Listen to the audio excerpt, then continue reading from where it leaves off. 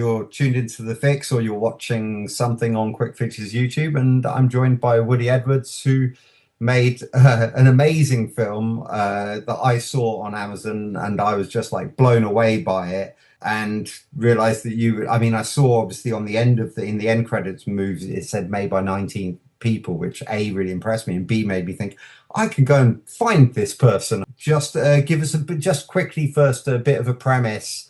Yeah, and where they can find it first and most importantly. Currently, you can find it on Amazon Prime. And I guess the basic story is a group of a small town in Indiana, a group of local residents basically fend off an alien invasion on a Friday night. I mean, Yeah. that's the short end. I mean, that's the the basic plot of it. Okay, It's paper amazing. thin. I'll say that the script is very paper thin. I think that it's the kind of story that I feel like Explorer from Another World does have. Its road is already laid out before it by a whole history of cinema. And so in that way, I feel like you can come on board, and as long as you have like a smattering of knowledge about film and, like specifically films in that genre, I guess, then you're going to get a lot out of it. And if you haven't ever, if you've come out from under a rock and this is your first, it's as plot heavy as any of those movies that you're kind of referencing as well. Do you know what I mean? So I don't think it's overly shy on story, whether you're coming to it from, I feel like from either angle. If it was the first film of its type that you've ever seen, then you get all the basic tropes. If you're coming to it with all that knowledge, then you don't really need everything, laid out for you, because you've had a history of cinema to do that for you. Exactly. And we did play up on a lot of the stereotypes of characters from those types of Yeah. films, like the professor or the Yeah, law brilliantly. enforcement. I think the basic idea we had when we wrote it was we wanted to pay homage to those films of the 50s, although we set it in 1960, like early Mhm. 60s. And but put our own spin on it where we, like in all those movies, everybody was killed off camera, or it was, very PG or G Yeah, rated. yeah, yeah, yeah. We wanted to show all the carnage, Yeah. and we thought that would be a nice contrast to those. And that Yes. in itself kind of lends to the comedy when you think about those movies and how um, sort of hokey they were. And then you add this element of extreme violence, and the Yeah. contrast just makes it lends itself to humor in our opinion. Yeah, absolutely. I think like a lot of I think gore or splatter and all that kind of stuff that people call it. I think it's moved into its own kind of almost comedic genre. Like even films like The Monkey recently that Mm-hmm. I saw, very much used the excessive violence as punchlines, really, so over the Oh top. yeah, So it has a yeah. cartoon. It's almost like a cartoon brought to life in a strange way. Oh yeah, especially in our movie, it was very cartoony and outrageous. And Yeah.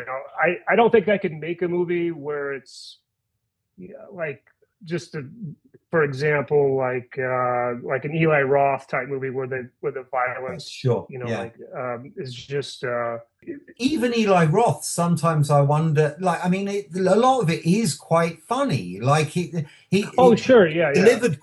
it's delivered fairly deadpan, so you wouldn't necessarily know it's a joke always. Knock knock, whereby at the end you don't even know if it's being played for laughs, and then at the end when he's trying to nudge his phone with his nose to like stop all the things, Right, you right. realize, oh, it is actually like he's definitely having a bit of a laugh, isn't he? So. Yeah, for sure. And I'm not picking on him. I mean, Oh no, actually, absolutely not. No. I think like Thanksgiving is another one of his films that the violence is Yeah, very it's super played up. funny. Like the humor in that is played up. I was referring to like Hostel and stuff like that, Yes, where yeah, yeah. it's almost just Yeah. pornography. No, It's I just reacted really badly to Hostel actually, and I thought there was a lot in it that I didn't feel like the writing made sense of, like where there was violence. Like, why was her eye hanging out for so long of the movie? Would you not just pop it back in or something and then saw it out later or something? Do you know what I mean? It just felt really strange. Like a lot of it was like, why? Like this kind of thing. So yeah, right. I definitely think that. But I wonder sometimes whether maybe also he thought that was funny, but just didn't deliver it in because it's early films. You know, maybe he's got better Sure. at kind of juggling those two things. Also, like my co-writer Stu Fastback was also the cameraman in this movie.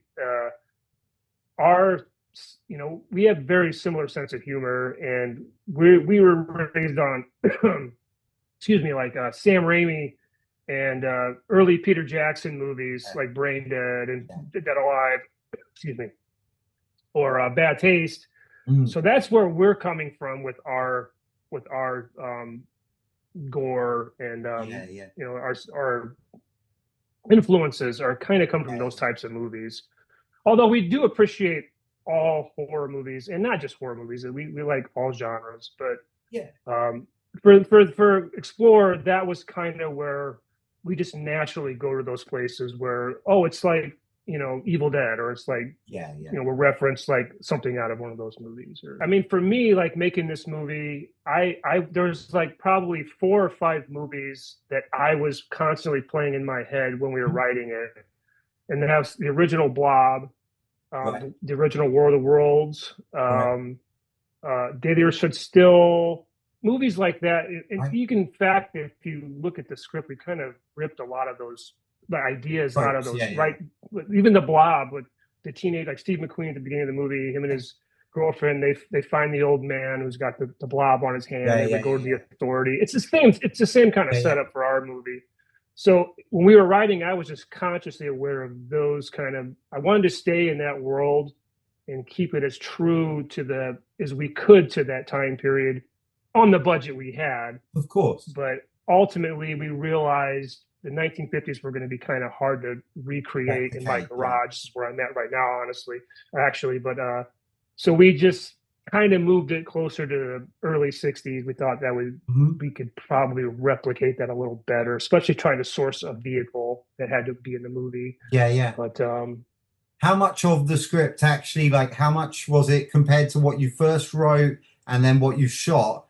How much was it affected by the budget thing, or did you literally go in when you were writing the whole time? Were you like writing to budget? yeah, we were kind of right in the budget, and we mostly knew where we were going to shoot it and how we were going to shoot it, and we would talk about that at great lengths, like where we could find locations or who we knew that had a barn or a farm, or but 75% of it was shot right here at my house. So in Right, my yeah. backyard, in this garage that I'm in, my living room. We just kind of redressed everything Yeah, to yeah. make it look different. And three of the sets were built here in my garage. And then a lot of the exterior stuff was shot in my back. I have a little bit of woods out here. And I'm literally so we sitting were, we were, I'm literally sitting talking to you in a flat that was used for a shoot for my wife's debut oh, short film. So yeah, we literally like moved. We rented the place so that we had two places at the same time for like 2 weeks or whatever, and we used one of those weeks for the shoot before we moved all our stuff. We moved a certain amount of stuff in so that it'd be like more like a set, not a real house, if you know what I right, mean, with all the right, color right. and stuff. So yeah, but I admire the practicality, like the getting things done, I think is what a lot of filmmakers get in the weeds a bit about, like because they think, oh, you need to do this, you need to do that, you need to that. I feel like coming from a music background, we're very much like, oh, we want to do this, and so we make it happen kind of thing. We general old school way of kind of doing it where you kind of, you get your product somehow and you just get on with it. And I think with film, because it looks so much daunting for a start, but it is actually there's a lot more moving parts maybe to it as well. That you see a lot less Yeah. filmmakers just going and going, I want to make a film, so I'm going to make it happen. And for for your film to be that and then look as good as your film does is pretty amazing, I think.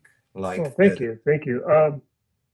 We've done that. We've been doing this for a while, and this was the first like really leap we took to try to make something bigger and better, of course. And honestly, when we first started doing it, I just thought it's just gonna be like any other thing we've done on YouTube. It's gonna look probably better because we had a better camera and stuff, and we had a little more experience. But I didn't really think that it would reach as wide of audience as it did. To be perfectly honest, I yeah, we had no intention to ever be on Amazon Prime. It was just like we're gonna put it on YouTube. We'll get 600 or 700 views like we typically do. It was like a nearly 3 year process to make mm, this movie. We started in 21, and I think we released it in 24. And throughout shooting, it just kept thinking, oh, it's probably a little better than I think it is, and it's looking really good. And I started getting better at color grading, and I was like, this might be something here. And I just happened to come across someone who was talking about Film Hub, which is an aggregator that if you basically you give your movie to them and they pitch it to streaming services and they get a percentage of it. Ultimately, they get 20% of your film, and but you have to meet a certain criteria, with your picture quality and your audio quality and stuff like that. So okay, when we got it done, I was like, this is pretty good. Let's just see what we can do with it. And I kicked myself because we didn't put it in any festivals or anything like that. right, Because yeah, again, I just didn't think it was. I thought it was good. It's certainly the best thing we'd yeah, ever done, but I didn't know it would kind of reach a bigger audience and get yeah, yeah. some appreciation. Yeah, well, I mean, you can't really plan these things in a way. I mean, you can do all the work like putting it in for all the festivals, but that still doesn't mean that you actually get any, and it does mean a lot of like expenditure. Like my wife went through, she put in for a few, she got a couple of awards, and so it kind of felt like, yes, okay, well that's Oh, worth. nice. Yeah, yeah. We put it in some stuff. So there's no guarantee even when you do that stuff. So in a way, it must feel nice to have like an organic, response to it, and then have that to kind of. I mean, now surely that must kind of make you feel like, oh yeah, I need to plug this one a bit more and make sure if it's got this much response, who knows what further response it might get, and then secondly like your plans for your next one, obviously you'll kind of go in with a oh, we might actually have an audience for this one kind of thing. So Yeah, yeah. Actually, yeah. We're I'm meeting with Stu tonight. We're continuing writing the next script. We're about 20 plus pages in. I don't know exactly how long it's going to be, yeah, but allowing myself about a year of prep time. wow, Uh, yeah, yeah. so yeah, we'll That's see how it goes. Well, you have to kind of plan when you don't have when you're yeah. funding your own projects. You Well, kind of have to, I was just unless about to, you. yeah, I was just about to ask, like, in terms of like, in a way, do you feel like it makes you more able to do things because you know your limitations from the get-go, so you can plan? Yeah, yeah. I mean, that's the added benefit of doing it here, and I can just on my days off, I can build all day long, or I can make props, or I can do whatever. Because I work a kind of a unique schedule where I work longer days, but I have more days off, so I have more Brilliant, yeah. downtime. So my days off, I'm usually out here working on this or Yeah, something. and you can But the commit. problem with doing everything on your own is is the time it takes because especially on Explorer, it was a paycheck to paycheck film. We would shoot for a while, I'd build a set, and they're like, okay, now we got to shoot exteriors for a while. I got to build another set. We got to save up some more money, and it was kind of that process for over 2 summers, Mhm. really three to be honest. And that's while it's good, but it's also, I mean, it's good in terms of you keep the cost down and you can kind of work at your own pace, but you're also stretching your project out 3 years, Yeah, and it just comes to a point where you got to get it out. You got to sure. stop. Got to get out of the basement editing all the time, and you have Yeah. to get it out there. And I hope this process will be a little quicker, Have you started a but kind of it's more Kickstarter? ambitious. Have you started some kind of a fundraising campaign for this new project? Not yet. We are planning on that. We want to get the script all done first, and we might shoot like a little promo thing Oh, for it, and maybe even do some like a sort of a proof of concept trailer. Maybe we were right, talking sure. about doing that, but we want to make it interesting, and we just don't want to just ask for money. We want to have all of our ducks in a row before we. I would see what you can do on because on Right. based on this film, I would imagine you've got a lot of good faith of people going, yeah, I want to see what happens next from this team. Do you know what I mean? Because I think Marvel should like hire you straight away and get you doing one of their shorts, something that's in a set time period and has a very specific look. Right. You could kill it on something like that. Do you know what I mean? Like it'd be ideal. Yeah, Like the noir series or something like that. I love that. I mean, that's kind of our we like period films. We like Mm, older. We just the way Stu and I work and we write and the way we think. It's just I have no real interest in making anything in the modern era. Not that I wouldn't, mhm, but it's not as appealing to me for a lot of reasons. I think technology kind of waters down. Like, I mhm. mean, not that you can't make a good um, movie nowadays or anything Yeah, I know in it's a interesting weird ways. dichotomy, isn't it? Because on the one hand, the technology makes it easier for you to make the film, but on the other hand, it kind of ruins everything about where you might set the film if it's going to be in the modern era, because suddenly horrors become a lot harder to navigate. Like, because oh well, why didn't they just call someone? Or like, Oh yeah, exactly. there's so much You stuff. walk around with you walk around with a phone in your pocket, and you have there's cameras everywhere, and you can everybody's accessible now. You can just reach anybody Yeah. anytime. So I think it just waters down things a little bit, in my opinion. But not only that, I think aesthetically, I'm just more drawn to Mhm. like Universal monster movies or Sure. definitely stuff from the 50s, stuff like that. It's Yes. just I don't know. For me, it's just I just have that I have a natural affinity towards. I don't know Yeah, why yeah, that that is, makes but sense. Yeah, well, I mean, also there's so much going on where there's whether it be the fashion or whether it be the design or the decor and stuff like that. There's so much to get I don't know geeky about, I guess, which is really fun, right, isn't it? Like right, you can do. Whereas if right. you're going, oh yeah, we need a chair and it's modern, and you just go, well, I don't really know where do I start? Just some, do you know? It's not really, it's very Right, hard to right. get passionate about. Do you know what I mean? So yeah, I Sure, think sure, that's yeah. probably the equivalent would be how musicians get all into their vintage gear and everything. And it's weird now. I've got all the channels I ever need. It somehow stifles my creativity. But something about this is what I was going to come almost to tie a bit of a bow on it, but I did want to ask you about some music and some taste. The limitations I feel like can be really beneficial to an artist. I don't know. I mean, I think limitations do force your hand at being more creative, certainly. I mean, especially with like the effects of the movie. Like I pretty much engineered all the effects, and I would never call myself an effects artist by any means, but just trying to think of ways to make how does make a hand pull off or an arm pull Mm, off or a head pull off, and it's just uh I had nobody to ask about that. I mm. kind of just winged it. I kind of made it up. I kind of thought about magic or editing. Yeah, I was yeah, of thinking course. Yeah. consciously of editing, like so I don't know. I It mean, looked fun on the little outtake kind of real bit at the end when you're blowing up thing. It looked like the most fun like ever. Like yeah, our neighbors weren't too happy that night, but no.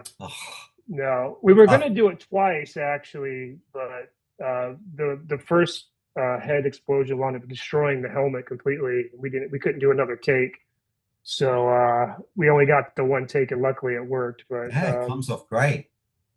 No, yeah, we had when we did the short film for my wife, like we had someone organized to come and do effects, and then they suddenly pulled out of it. So I ended up, because I was the producer, I kind of took on the responsibility of and it was like limbs and, you know, chopped up bits and everything. And I was really worried because it's, if that fell apart, it'd be like the whole film kind of ends on a Oh, kind of thing. So I was really, really, but it came off really well. And I think sometimes just having a bit of a passion for it and having like a bit of like a mind's eye, like to kind of go, oh, I kind of know what I'm looking for. I just need to, so it could get the blood a bit darker and, you know, all the, right, right, you right. know. Yeah. And that's one of the great things about editing my own movie is when we're doing these effects, I know where I'm going to cut. Like Mhm. I can watch a take and I say, okay, well, the first 3 seconds of that's perfect. I know I can cut it and then switch to another angle or whatever. Mhm. So that's beneficial in that sense that, knowing where you're going to be able to cut. And, that's Yeah, for me, that helps out a lot. overview, Right. you know, of what you're Oh, doing. yeah, for Yeah, yeah. sure. What kind of music did, if any, did you listen to whilst conceiving of this and writing it? What, if any, music was a shared taste of like the crew? Like, did you play stuff or the rap party or whatever? What was playing at that? And then also, what do you, when you're building your set, do you have like music on to get you through it? And For me, I was really listening to a lot of 1950s music when we were writing it and kind of going through filming it. And one of the added benefits of filming here in my garage is I have I could just pipe music right into my between takes or before we're shooting or when we're talking. So I would always play period music when we were on set, between before shooting, and not so much between takes or anything like that. But Hmm. what was the other questions? I'm sorry. Building the Uh, when you're building, what oh do you yeah, use for? that could be anything from podcasts to music. It just depends. I mean, it kind of depends on what mood I'm in. Yeah, My musical tastes what are helps you get the all over work the done? map. It just depends. Like lately, I've been listening to I don't know, the band Lucius, Right. by any chance. Tom Waits. Oh, cool. Although that's more acquired taste. Yeah. All kinds of different artists, from anything from old country music to 50s music to soundtracks, Ennio Morricone to Right. Right. uh, just it's all over the place. I mean, to be Yeah. honest, I don't know. I just it's how my And brain works. when it came to the music for the movie, who did Mhm. that and how did you find them? So the score was done by myself and my son Garrett. Right. We did this actual score. We did the whole score on mini keyboards and couple different programs, Okay. uh, all recorded in Logic. And he did probably 3 or 4 pieces, and I did the rest. Right. Um, he's much more music savvy than I am. Hmm. But together we did the score. The actual songs were sourced from a program called Udio. I don't know if you're Right. familiar with that.